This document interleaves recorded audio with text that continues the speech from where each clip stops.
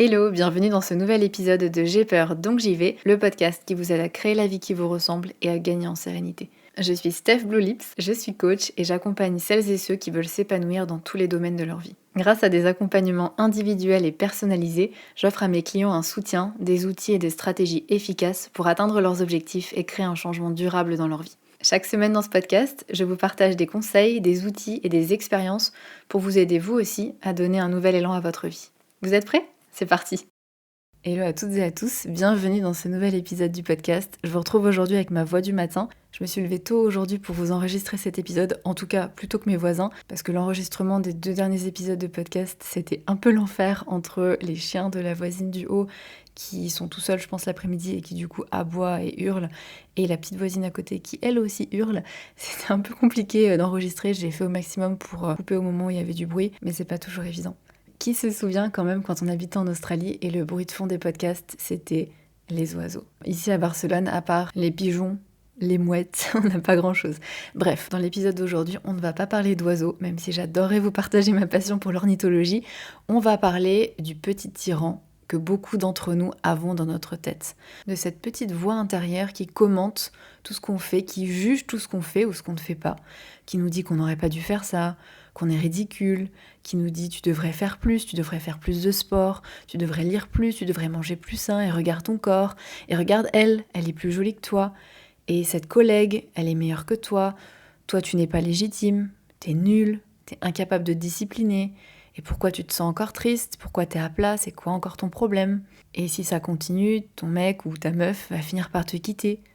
Tu devrais passer plus de temps avec tes enfants, tu n'es pas une assez bonne mère. Et ta mère d'ailleurs, tu l'as toujours pas appelée. Tu pourrais quand même être plus présente pour tes amis. Et oui, on t'a félicité sur ce dossier, mais franchement, ils doivent pas avoir beaucoup d'attentes parce que c'était pas exceptionnel. Bref, on a ce petit juge dans la tête qui relève chaque pas de travers, qui rumine dès qu'on fait un écart, dès qu'on fait une erreur, qui nous critique dès qu'on n'est pas parfaite, en fait. Et parfois, on ne s'en rend même plus compte. On a tellement l'habitude d'entendre cette petite voix, on a tellement l'habitude de fonctionner comme ça, de se parler comme ça, qu'on ne réalise même pas à quel point on peut se dire des choses dures, à quel point on peut avoir des paroles blessantes envers nous-mêmes, des paroles dévalorisantes, à quel point on se dit des choses qu'on dirait jamais à un autre être humain, honnêtement. Pour discuter avec vous au quotidien, notamment via Instagram, je sais que la communauté du podcast, que les auditeurs et les auditrices du podcast, vous êtes des gens bienveillants, ouverts. Alors imaginez dire à quelqu'un « Mais t'es conne, pourquoi t'as dit ça? Mais qu'est-ce qu'il va penser de toi ?» Mais non, jamais on dirait ça. Et pourtant, on se le dit à soi-même sans problème. Et je le vois aussi au quotidien avec les clientes que j'accompagne, la différence entre leur bienveillance, leur gentillesse vers les autres et leur dureté envers elles-mêmes. Mais c'est assez fou. Et parfois, c'est tellement ancré qu'on ne réalise plus à quel point ça nous fait du mal. À quel point ce dialogue intérieur est pesant, à quel point ça nous fait ressentir de la honte, de la culpabilité, de la peur, du doute. On se sent pas à la hauteur, on se sent pas assez, on se sent illégitime. Ça nous génère de l'anxiété, on sent dans la poitrine que ça bloque. En tout cas, moi, c'est ce qui se passait, c'est quand je me parlais mal comme ça, je me sentais juste mal, le souffle court. Et puis, ça nous fait perdre confiance en nous, ça vient abîmer notre estime de nous. Ça vient abîmer notre relation avec nous-mêmes. Parce que comment s'aimer quand on se concentre toujours sur le négatif, quand on se concentre sur ce qu'on ne sait pas faire, sur ce qu'on a raté, sur ce qui ne va pas chez nous, et qu'on oublie par contre, on évacue rapidement nos réussites, on oublie nos victoires, on n'arrive pas forcément à se féliciter quand les choses vont bien, on va trouver quelque chose de toute façon qui n'allait pas si bien que ça. On voit en fait que ce qui ne va pas chez nous, ça vient aussi plomber notre confiance en nous. Comment oser faire des choses, comment oser prendre des décisions, comment oser être soi-même si on se dit constamment qu'on n'est pas à la hauteur, qu'on n'est pas assez. Ce genre de pensée, ça vient nous bloquer, nous faire douter. Et le truc, c'est que moins on ose, moins on passe à l'action, et plus on va perdre confiance en soi, parce qu'on aura de moins en moins d'occasions de voir qu'on est capable, de voir qu'on est à la hauteur. Je vous donne un exemple. Si je me dis que je suis nulle pour faire des présentations, que je ne suis pas une très bonne oratrice, il y a de fortes chances que j'évite d'en faire ou que je laisse les autres s'en charger. Du coup, je n'apprends pas. J'ai pas d'occasion de m'améliorer dans ma prise de parole puisque je m'entraîne pas. Par contre, à côté, les autres qui font, qui essayent, qui peut-être échouent, font des erreurs parce que c'est pas parfait dès le début et c'est normal, eux, ils progressent et pas moi. Par contre, quand je dois en faire parce que, je sais pas, par exemple, dans le cadre de mon travail, je suis obligée de faire une présentation devant mon équipe ou devant un client, par exemple, là, j'aurais pas eu l'occasion d'apprendre, de progresser sur le sujet et je vais toujours avoir cette croyance que je suis nulle pour ça, que je suis nulle pour les présentations. Et donc, le fait d'avoir en plus ces pensées avant et pendant va faire que ça va me générer du stress. Je vais peut-être même mal dormir la veille, ne pas être au top de ma forme le jour J. En plus, c'est plus difficile de gérer son stress, ses émotions lorsqu'on est fatigué, rappelons-le. Et puis, comme je stresse sur le coup, ça me fait bégayer, ça me fait perdre mes mots. Et plus je bégaye, et plus je me dis « Oh là là, c'est la catastrophe, je suis nulle ». Et mon stress s'accroît, et je deviens rouge, et c'est la cata, et je performe encore moins bien. Et résultat des courses, c'est que peut-être ça s'est pas trop mal passé finalement, mais comme c'était une expérience tellement désagréable, et puis que j'ai sans doute quand même fait des erreurs, je vais me dire, voilà, en fait, je suis vraiment nulle pour les présentations, et ça va pas du tout m'aider à gagner confiance en moi, même si objectivement ça s'est pas trop mal passé. Ou bien, effectivement, toutes ces pensées et tout le stress que ça a généré, ça m'a fait sous-performer, mais pas parce que je suis moins bonne, parce que je me suis auto-sabotée en écoutant le petit tyran dans ma tête qui m'a envoyé plein de pensées qui ont accru mon stress et qui m'ont pas mise dans de bonnes dispositions pour réussir. Et c'est ça qu'il faut vraiment comprendre, c'est que si on laisse ce petit tyran, ce petit juge dans notre tête commander, on devient notre pire ennemi. Je vous donne un autre exemple qui est tiré de mon expérience personnelle. Pendant un moment, il y a quelques années, j'avais du mal à dormir le soir à m'endormir parce que j'avais de l'anxiété. Et j'avais des pensées du type « je dois absolument être en forme demain pour assurer parce que j'ai une grosse journée », ce qui en soi était vrai. Enfin, en tout cas, ça aurait été bien d'être le plus en forme possible pour pouvoir assurer au mieux ma journée du lendemain. Mais le problème, c'est que ces pensées-là, ce « je dois absolument être en forme, il faut que je sois en forme, sinon ça va être la cata » en gros, faisait que ça me stressait. Je commençais à sentir mon cœur qui battait, j'avais un petit peu je ressentais un peu de pression, et donc forcément, je n'arrivais pas à dormir. Et comme je n'arrivais pas à dormir vite, et que je me disais qu'il faut que je m'endorme vite, qu'il est déjà telle heure, ça me stressait encore plus, ça m'énervait, et donc j'étais encore plus éloignée de l'état de détente dans lequel j'aurais eu besoin d'être pour dormir, et ça finissait à 2h du mat, frustrée, en colère contre moi-même de ne pas réussir à dormir. Donc là, j'étais typiquement dans un comportement d'auto-sabotage, où en fait, mon petit tyran qui croit bien faire en me disant « il faut que tu dormes maintenant pour être en forme demain », il pense bien faire, mais en réalité, il m'emmène à l'opposé de ce qui est important pour moi, qui est de m'endormir, puisqu'il me génère du stress, il me génère de l'anxiété. Et c'est comme dans l'exemple de la présentation, ces pensées-là ne sont absolument pas aidantes. Et maintenant, ça m'arrive encore parfois d'avoir ce type de pensée avant de me coucher, et je sens la pression qui monte. Et le type de pensée qui va m'aider, c'est de me dire j'ai déjà assuré des grosses journées en dormant très peu, donc c'est ok. Et paradoxalement, c'est pas si paradoxal que ça, mais le fait de me dire que c'est pas très grave en fait si je dors peu parce que je vais quand même survivre et ça va quand même bien se passer, ça m'apaise et ça me permet de dormir.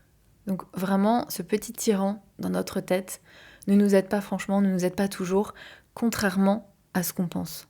Parce que c'est quelque chose que je remarque chez beaucoup de mes clientes, c'est qu'elles ont toujours été très exigeantes envers elles-mêmes, elles se laissent rien passer, et elles ont peur au fond que si elles se lâchent la bride, elles vont se laisser aller, que si elles sont douces et si elles sont bienveillantes envers elles-mêmes, elles seront plus motivées à changer, à évoluer, à faire mieux, et voilà, elles vont juste devenir paresseuses.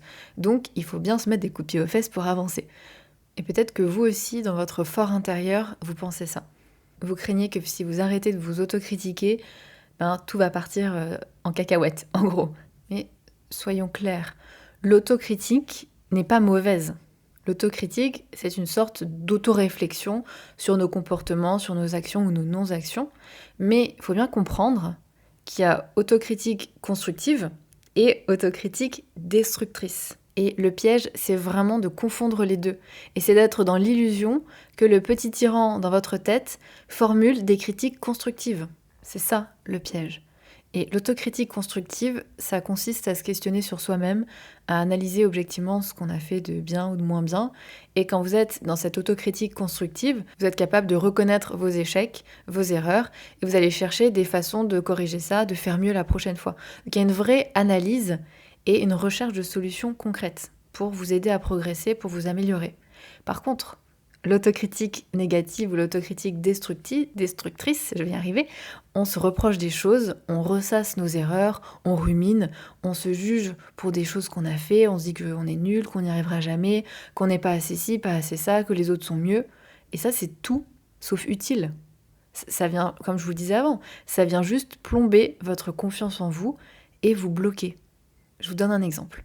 Imaginons que je fais une erreur dans un dossier au travail.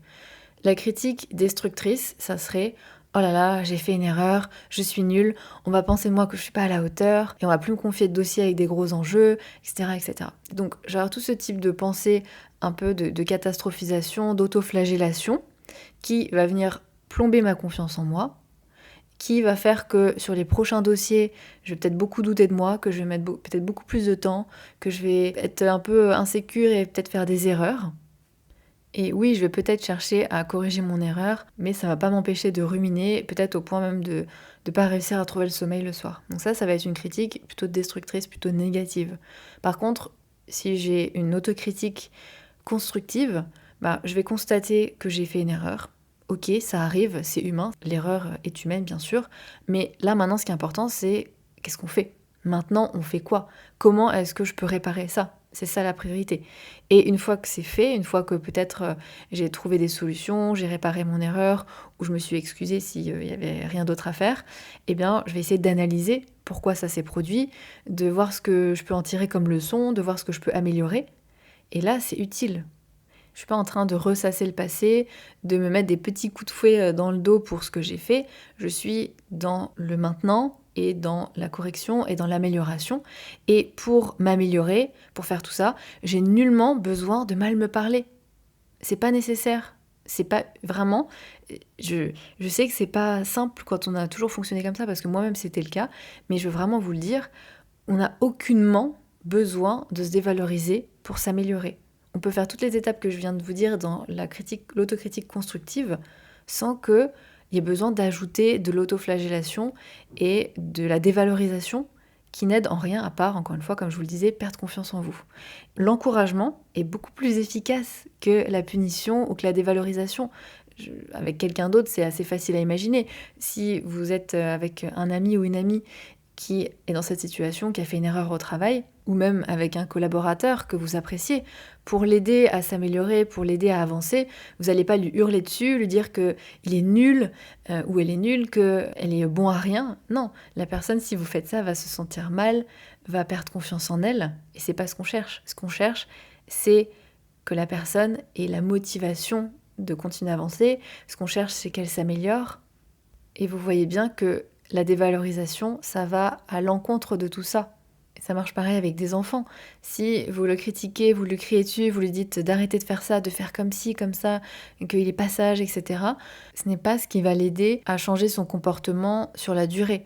Alors bien sûr, il va peut-être le faire sur le coup, par peur de la punition, par peur de moins être aimé par le parent, mais est-ce qu'il aura, il ou elle, bien sûr, je dis l'enfant, un enfant, mais il ou elle aura pris le recul nécessaire, aura compris et aura vraiment la motivation interne, intrinsèque de changer? Sans doute pas.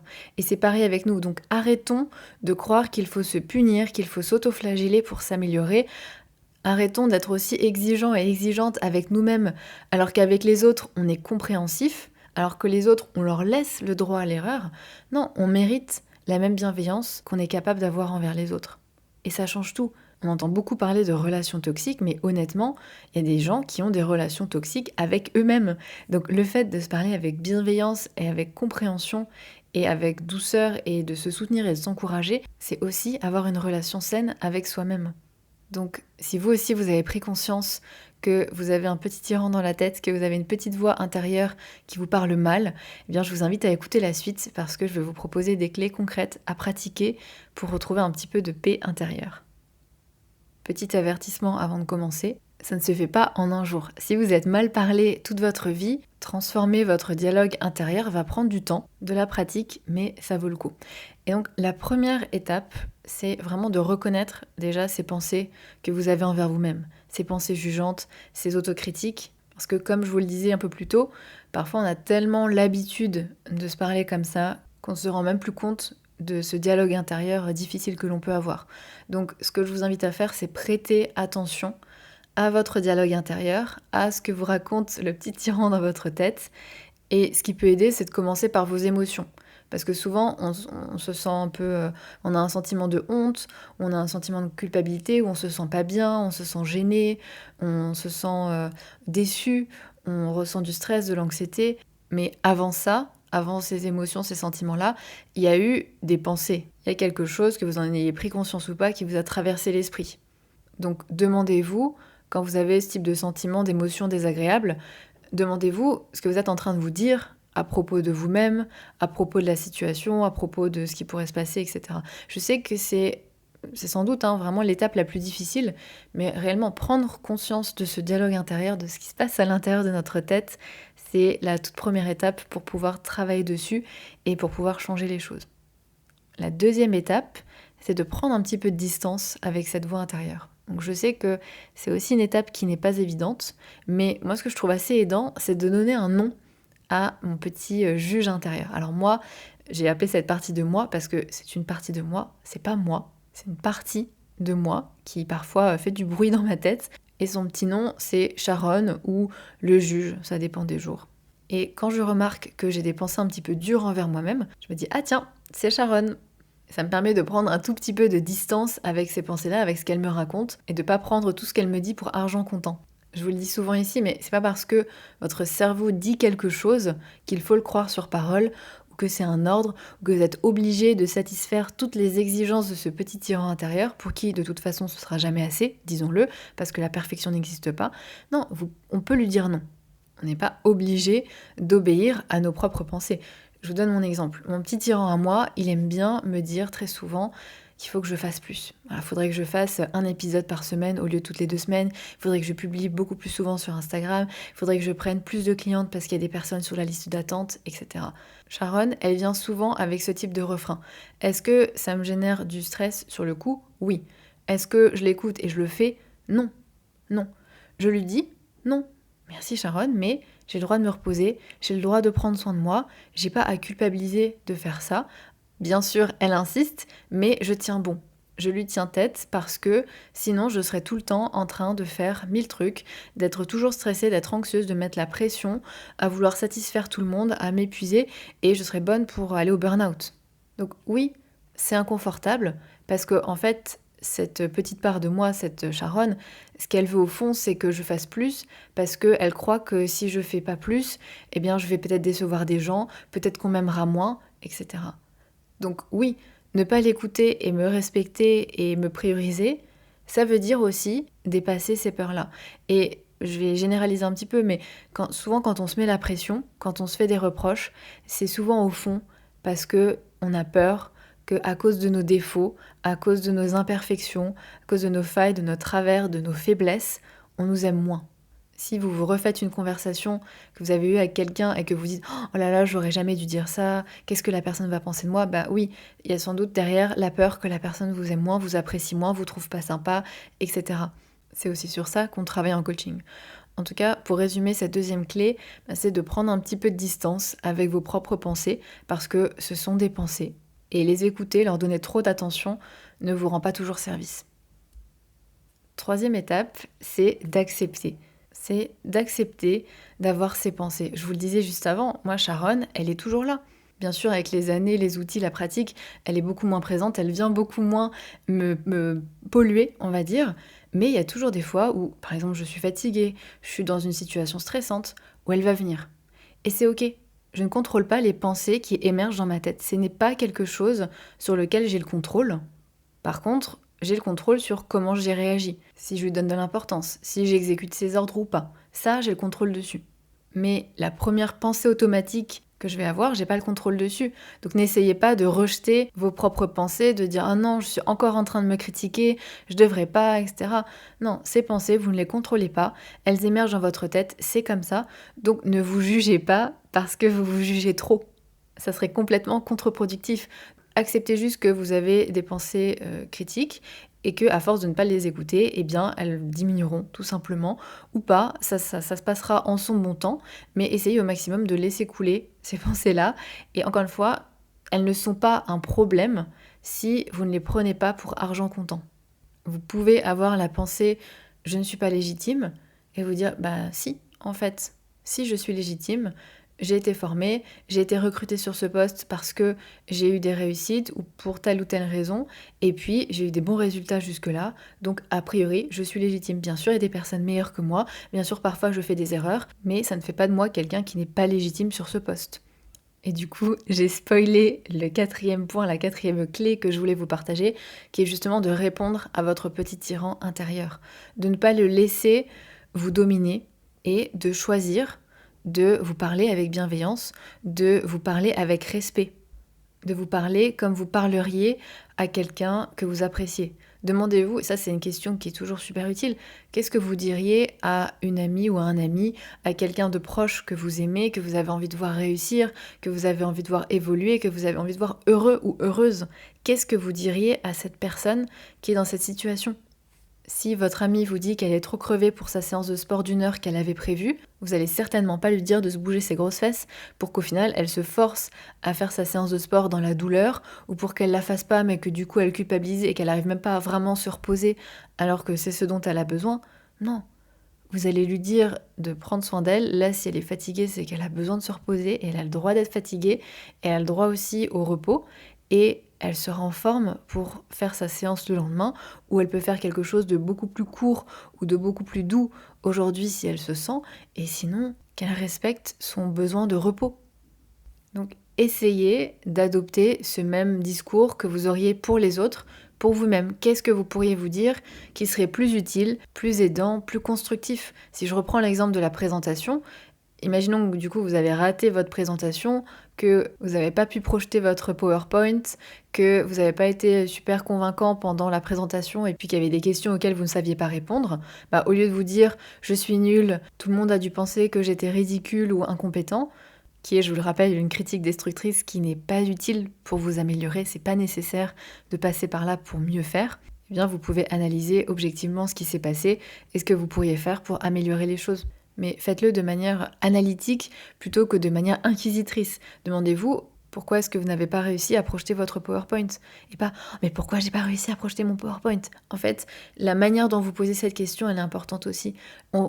Je vous invite à vous poser cette question pour trouver une réponse, pour trouver une solution, et pas comme un moyen de vous auto-flageller. Donc vraiment, ouais, pourquoi ça n'a pas fonctionné? Bah, peut-être que vous n'aviez pas le bon câble, tout simplement. Pourquoi est-ce que vous n'avez pas réussi à être convaincant? Et vraiment, quelle est la réponse? Et du coup, quelles peuvent être les solutions à apporter? Et ensuite, essayez d'avoir un plan d'action pour vous améliorer. Peut-être que vous pourrez vous préparer plus en amont, que vous pourrez préparer une liste des questions qu'on est susceptible de vous poser et déjà de préparer des réponses. Peut-être que vous pourrez suivre une formation de prise de parole et de persuasion, par exemple. L'important, c'est de se tourner solution et pas, encore une fois, autoflagellation. Accepter de faire des erreurs. Les erreurs, ça fait partie de la vie. On ne peut pas les éviter. Comme on dit souvent, c'est un peu bateau, mais c'est vrai, c'est en tombant qu'on apprend à marcher. Les erreurs font partie du processus d'apprentissage. Alors bien sûr, on ne veut pas faire des erreurs inutiles, mais en faire, c'est normal. Ça vous donne des informations qui sont précieuses et ça vous permet de tirer des leçons qui sont importantes. Mais je sais que c'est pas forcément évident. Et sur le sujet, je vous recommande d'ailleurs l'épisode 67 qui s'appelle Retrouver confiance en soi après un échec. Et je vous recommande également l'épisode, enfin c'était un épisode hors série, Ask numéro 8, je crois, qui s'appelle J'ai fait une erreur au travail, comment gérer, où je donne vraiment un plan d'action pour réagir en cas d'erreur, tout simplement. Et celui-ci, il date du 5 mai 2022. Dernière chose que je veux vous partager, je vous disais de répondre à ce petit tyran dans votre tête avec des paroles plus bienveillantes, plus constructives, mais aussi je vous invite vraiment à prendre le temps de vous concentrer sur ce qui s'est bien passé. Parce que bien trop souvent, on se focalise sur nos erreurs, sur nos défauts, sur nos faiblesses, et on prend très peu de temps pour s'attarder sur ce qu'on a réussi à faire, pour se féliciter de nos réussites, et ça crée un déséquilibre, parce que forcément, on voit tout ce qu'on fait de pas bien, et par contre, ce qu'on fait de bien, hop, on l'évacue rapidement. Or, selon moi, avoir une estime de soi qui est saine, ça veut dire bien sûr avoir conscience de nos failles, mais aussi reconnaître nos forces. C'est pas juste l'un ou juste l'autre, parce que dans un des cas, on a une faible estime de soi, et dans l'autre, on a une estime de soi surgonflée, un ego surdimensionné, et ce n'est pas ça non plus. Donc l'idée, c'est d'avoir une vision juste de vous-même, et pour ça, vous ne pouvez pas constamment balayer d'un revers de main vos réussites et ce que vous accomplissez. Donc arrêtez de minimiser vos accomplissements, arrêtez de minimiser vos qualités, et prenez le temps de vous attarder un petit peu sur ce qui s'est bien passé, et ce, même dans des situations où il y a eu un couac. C'est jamais tout noir ou tout blanc. Peut-être que vous n'avez pas été super convaincant ou convaincante pendant cette présentation, mais que vous avez réussi à garder votre sang-froid et à continuer quand même si les choses ne se passaient pas comme prévu. Et c'est ça aussi, être objectif. C'est reconnaître ce qui va bien et ce qui va moins bien. Et vous verrez qu'à terme, ça va vraiment vous permettre d'atténuer le petit tyran qui est dans votre tête, et ça va vous permettre d'améliorer votre relation avec vous-même pour vous sentir un peu plus sereine. Donc je vous invite vraiment à pratiquer ces différentes clés, ces différents conseils que je vous ai partagés. Il n'y a que la pratique qui peut changer les choses, et ça prend du temps, donc il faut aussi être patient. Mais vous verrez qu'à force de pratiquer, eh bien, cette petite voix dévalorisante dans votre tête va s'atténuer avec le temps, et surtout que vous parlez avec bienveillance, ça deviendra beaucoup plus naturel et vous aurez de moins en moins besoin de vous rappeler les différentes étapes que je vous propose dans cet épisode. Et bien sûr, si vous souhaitez être accompagné dans cette démarche pour aller plus vite, pour changer les choses en profondeur et durablement, eh bien j'ai créé un programme de coaching spécial qui s'appelle Libre et qui va vous aider à vous libérer de ces pensées négatives, qui va vous aider à retrouver confiance en vous, à améliorer votre estime de vous et à retrouver un peu de sérénité intérieure. Si c'est quelque chose qui vous intéresse et que vous voulez voir comment on peut travailler ensemble, je vous invite à réserver un appel découverte offert ou à rejoindre la liste d'attente s'il n'y a plus de dispo pour le moment, et on pourra échanger ensemble sur tout ça. En attendant, je vous invite cette semaine à faire preuve de bienveillance, d'indulgence, de compréhension envers vous-même. Et si cet épisode vous a plu, n'hésitez pas à laisser des étoiles au podcast sur Apple Podcast ou sur Spotify. Ça me fait toujours super plaisir et ça aide d'autres personnes à découvrir le podcast. Et merci à toutes les personnes qui l'ont déjà fait. En tout cas, moi je vous souhaite une bonne journée, soirée, semaine, et je vous dis à dans 2 semaines. Ciao!